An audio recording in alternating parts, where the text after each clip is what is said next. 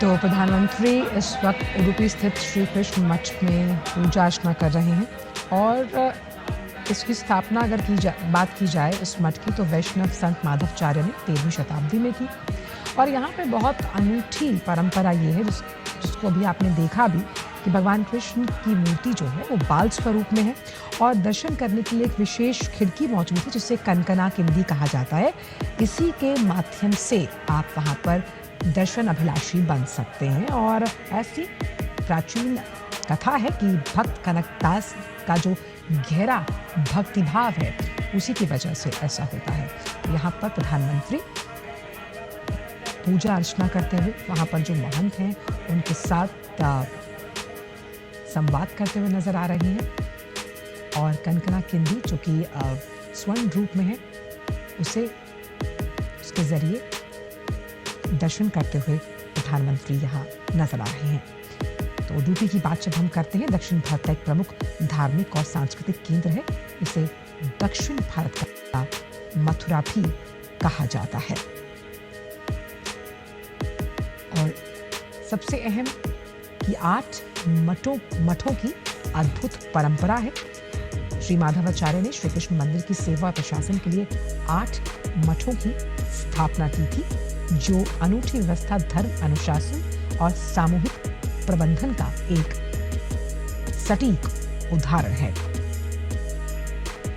तो उडुपी का नाम लेते ही जिस तरह श्री कृष्ण मंदिर की छवि सामने आती है, ये मंदिर मध्यकालीन संत श्री माधवाचार्य की परंपरा से जुड़ा है और वैष्णव भक्तों के लिए आस्था का अत्यंत पवित्र केंद्र माना जाता है। अनूठी व्यवस्था, अनूठी बात ये कि भगवान कृष्ण के इस बाल स्वरूप के दर्शन अभिलाषी आप तभी बन पाते हैं जब वहाँ जो कनकना किंदी है एक छोटी सी खिड़की से उनका दर्शन किया जाता है। दर्शन आप कर सकते हैं। प्रधानमंत्री यहाँ पर जो पूजा अर्चना है उसमें भाग लेते हुए, सम्मिलित होते हुए नजर आ रही हैं। और ऐसी धार्मिक मान्यता है कि भक्त कवि कनकदास को इसी झरोखे से दर्शन हुए थे। वो कहते हैं कि जिस तरह से भगवान को हम ढूंढते हैं, भगवान भी भक्त को देखकर आह्लादित होते हैं। यहाँ पर संकल्प लेते हुए प्रधानमंत्री और ये पूजा अर्चना करते हुए नजर आ रहे हैं। श्री कृष्ण मठ के दौरे पर प्रधानमंत्री जहां मंदिर परिसर में शांत, अनुशासित और आध्यात्मिक वातावरण से ओतप्रोत आप इस पूरे प्रांगण को देख पा रहे हैं। और वैदिक मंत्रोच्चार की वजह से जिस तरह से ये उडुपी का जो श्री कृष्ण मठ है वो श्रद्धालुओं के लिए सालों से आकर्षण का, भक्ति का, आध्यात्म का, ज्ञान का केंद्र रहा है। तो उडुपी स्थित श्री कृष्ण मठ के दौरे पर प्रधानमंत्री आध्यात्मिक और सांस्कृतिक उत्कृष्टता के लिहाज से आज अहम दिन, जब हम एक भारत श्रेष्ठ भारत की तस्वीर यहाँ पर सटीक होते हुए देखते हैं। प्रधानमंत्री यहाँ पर पूजा अर्चना के तमाम क्रियाकलापों में हिस्सा लेते हुए नजर आ रहे हैं। इस मंदिर से जुड़ी एक बहुत ही अहम मान्यता और भी है जिसका जिक्र अभी कुछ देर पहले नीरज भी कर रहे थे कि कैसे श्री माधवाचार्य ने समुद्र में तूफान में फंसे एक जहाज को अपनी दिव्य शक्ति से बचाया था। और आध्यात्मिक शक्ति कैसे आपके दार्शनिक व्यक्तित्व को निखारती है, उकेरती है। प्रधानमंत्री यहाँ पर पूजा अर्चना में भाग लेते हुए नजर आ रहे हैं। और उडुपी को भगवान कृष्ण के भक्तों के लिए बेहद पवित्र स्थान माना जाता है। ये कृष्ण मंदिर खास तौर पर कृष्ण भक्तों के लिए प्रमुख आस्था का केंद्र है, जहाँ आध्यात्मिक उन्नति, उत्पत्ति का उद्घोष है।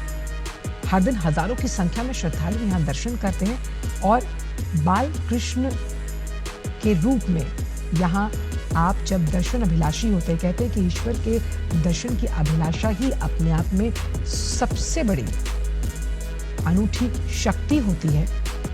और भगवान कृष्ण का जो बाल स्वरूप है, जिस कनकना किंदी के जरिए आप करते हैं, वो 9 छिद्रों वाली छोटी सी खिड़की, और आप समझिए कि अपने आप में कितनी अनूठी मान्यता है, कितना रोचक विवरण है इस कृष्ण मठ का।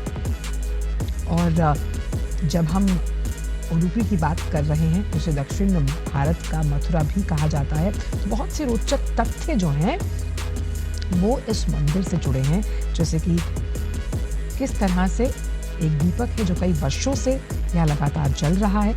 भगवान कृष्ण की जो बाल स्वरूप मूर्ति स्थापित है, हाथ में मक्खन और रस्सी पकड़े हुए हैं, और हर साल खासतौर पर जन्माष्टमी या फिर अगर हम भगवान कृष्ण से जुड़े हुए तमाम महोत्सव होते हैं, उस वक्त इस पूरे श्री कृष्ण मठ की छटा देखते ही बनती है।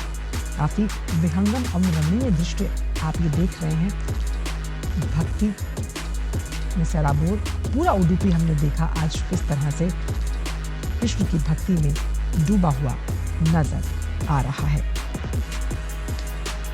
तो उडुपी का ये कृष्ण मंदिर, जहां प्रधानमंत्री इस वक्त दौरे पर हैं और प्रधानमंत्री ने यहाँ पर पूजा अर्चना की और बड़े विधि विधान के साथ यहाँ पर उन्होंने पूजा अर्चना में भाग लिया, सम्मिलित हुए।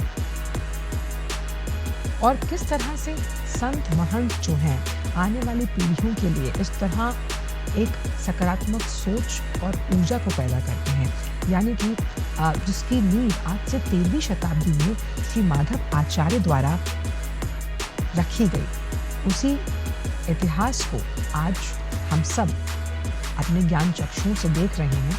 और किस तरह से आपका इतिहास ही आपके आने वाले भविष्य की नींव होता है।